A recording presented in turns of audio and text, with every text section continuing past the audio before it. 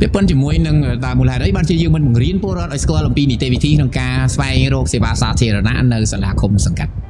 នោះហើយគឺជាប្រព័ន្ធនៃបុគ្គលពុករលួយគំនិតរបស់មនុស្សពុករលួយគឺមិនបង្រៀនមនុស្សឲ្យចេះស្ទួយត្រីទេគំនិតខូចរបស់មន្ត្រីខិលខូចគឺខ្លាចបំផុតប្រជាជនរកអាហារហូបបានដោយខ្លួនឯងប៉ុន្តែបើនៅក្នុងសង្គមប្រជាធិបតេយ្យគឺយើងត្រូវនិយាយអំពីការបង្រៀនមនុស្សឲ្យចេះស្ទួយត្រីព្រោះមន្ត្រីមិនមែនជាទេសកលរបស់ប្រជាពលរដ្ឋទេគ្រាន់តែជាអ្នកបម្រើប៉ុន្តែមន្ត្រីទាំងអស់សុទ្ធតែមានកូនប្រពន្ធក្នុងការចិញ្ចឹមបើមន្ត្រីណាផ្អឹបព័ត៌មានមិនបង្រៀនពលរដ្ឋឲ្យចេះរកម្ហូបដោយខ្លួនឯងទេដោយអាងថា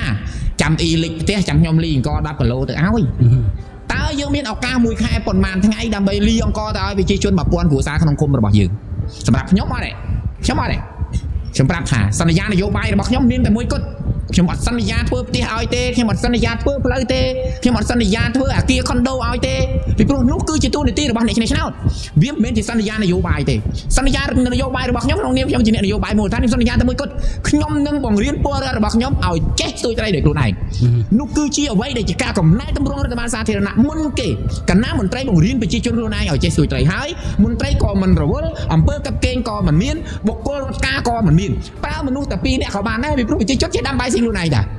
ឃើញទេប្រជាជនចេះប្រកាសភ្លើងខ្លួនឯងតាអញ្ចឹងដើម្បីឲ្យខ្លួនឯងរវល់ដើម្បីឲ្យរដ្ឋបាលខ្លួនឯងពោពេញទៅដោយការគ្រប់គ្រងដោយគ្មានតុល្យភាពអំណាចត្រឹមត្រូវទៅតាមច្បាប់រដ្ឋបាលគ្រប់គ្រងគុំសង្កាត់ដើម្បីឲ្យអំណាចរបស់ខ្លួនឯងដកជាប់តែជាមួយនឹងគ្រាប់ភ្នែករបស់ប្រជាជនដែលរងគ្រោះមន្ត្រីខិលខូចទាំងអស់នោះគេមិនបង្រៀនមនុស្សបង្រៀនប្រជាជនឲ្យតែចេះធ្វើកិច្ចការងារទាំងអស់ហ្នឹងទេដើម្បីបានគុណពីលោកប្អូនត្រូវតែធ្វើនៅអ្វីដែលលោកប្អូនអត់ចេះបើបងប្អូនចេះហើយបងប្អូនអត់មកពឹងខ្ញុំទៀតទេមែនទេនោះគឺជាអ្វីជាការចង់បានគេថាបើបង្រៀនគាត់អស់ទៅគាត់ចេះឆ្នាក់គាត់ចេះកិច្ចការងារយល់ពីនយោបាយគាត់មកចូលឈ្មោះធ្វើនយោបាយជាមួយអញមកគាត់ដណ្ដើមអីអញបានឃើញទេអញ្ចឹងមនុស្សដែលទូទៅរដ្ឋបាលថ្នាក់ក្រោមជាតិដែលមិនបង្រៀនប្រជាជនឲ្យចេះគឺដោយសារនឹងទី1ដោយសារខ្លាចប្រជាជនចេះហើយមានន័យថាចរិតនយោបាយចរិតដឹកនាំរបស់អ្នកដឹកនាំមូលដ្ឋានហ្នឹងគឺជាប្រភេទអ្នកដឹកនាំដែលកេងចំណេញពីពលរដ្ឋខ្លួនឯងអត់ចង់ឲ្យពលរដ្ឋចេះទេខ្លាចពលរដ្ឋនេះទី1ហ្នឹងទី2ពាក់ព័ន្ធជាមួយនឹងប្រព័ន្ធពុករលួយលើគម្រោងជាទូទៅនៅក្នុងឃុំសង្កាត់យើងមានលុយថវិកាមូលនិធិឃុំសង្កាត់ដែលយើងប្រើប្រាស់ទៅលើកិច្ចការងារសេវាសង្គមមិននេះខ្ញុំបានជជែកជាមួយនឹងក្នុងកិច្ចប្រជុំមួយក្នុងសាលាឃុំរបស់ខ្ញុំដោយខ្ញុំពហិការមិនចូលរួមអនុម័តលើសេចក្តីព្រៀងរបៀបវារៈមួយដែលស្ដីអំពីការអនុម័តថវិកាសេវាសង្គមឆ្នាំ2026នៅឃុំរបស់ខ្ញុំផ្ទាល់ដែលមានថវិកាសរុបរហូតដល់69លាន6សែនរៀលដែលប្រើប្រាស់ទៅលើគម្រោង26គម្រោងនៅក្នុងនោះយើងមើលឃើញថាគម្រោងខ្លះអត់ដែលអនុវត្តដោយចំទេតែបែរជាអនុវត្តឡំសាប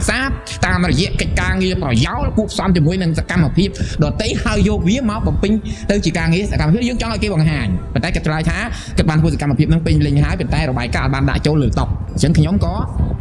ពាក្យឯកាមិនអនុម័តតែយើងកំពុងតែជជែកដើម្បីសុំរបាយការណ៍សុំយកកំណត់ហេតុអ្នកអាស្រ័យផលអ្នកទទួលផលនោះគឺជាកិច្ចការងាររបស់មន្ត្រីក្រុមប្រឹក្សាអញ្ចឹងបានថានៅក្នុងការងារសេវាសង្គមនេះគេមានគម្រោងផ្សព្វផ្សាយច្បាប់អត្រានុកូលដ្ឋានឃើញទេផ្សព្វផ្សាយការយល់ដឹងអំពីនីតិវិធីនៃការចុះសម្បត្តិកម្ដៅផ្សព្វផ្សាយនីតិវិធីនៃការធ្វើសម្បត្តិអាពាហ៍ពិពាហ៍ផ្សព្វផ្សាយនីតិវិធីនៃការធ្វើសម្បត្តិមរណភាពតែបើសិនបើឃុំសង្កាត់នឹងពុករលួយអត់យកអាលុយនឹងទៅផ្សាយឲ្យផ្ទាល់ទេដាក់របាយការណ៍ហោះដាក់វត្តមានហោះគម្រោងស៊ីឡាបានឯនោះប្រជាជនចេះហើយសួរតែបន្ទោសរដ្ឋាភិបាលថាដឹកនាំ40ឆ្នាំហើយប្រជាជនខ្លួនឯងនៅអត់ចេះធ្វើសម្បត្តិកំណើបងដែលលឺហ៎ទីចុងបញ្ចប់ជេរមកក្បាលម៉ាស៊ីនតែអ្វីដែលខ្ញុំមើលឃើញមិនមែនក្បាលម៉ាស៊ីនមិនគិតទេ69លាន6សែនរៀលសម្រាប់ឃុំកំពង់ភ្លុករបស់ខ្ញុំដែលមានប្រជាពលរដ្ឋតែ3852នាក់ខ្ញុំគិតថាច្រើនណាស់មិនមែនរត់មិនគិតទេហើយ69លាននោះ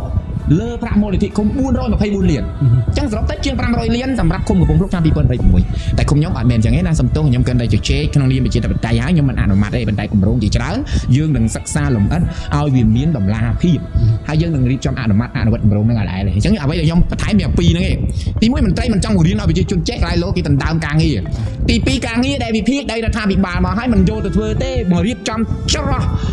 ថវិកានឹងឲ្យคล้ายទៅជាប្រយោជន៍ទៅខ្លួនអរគុណ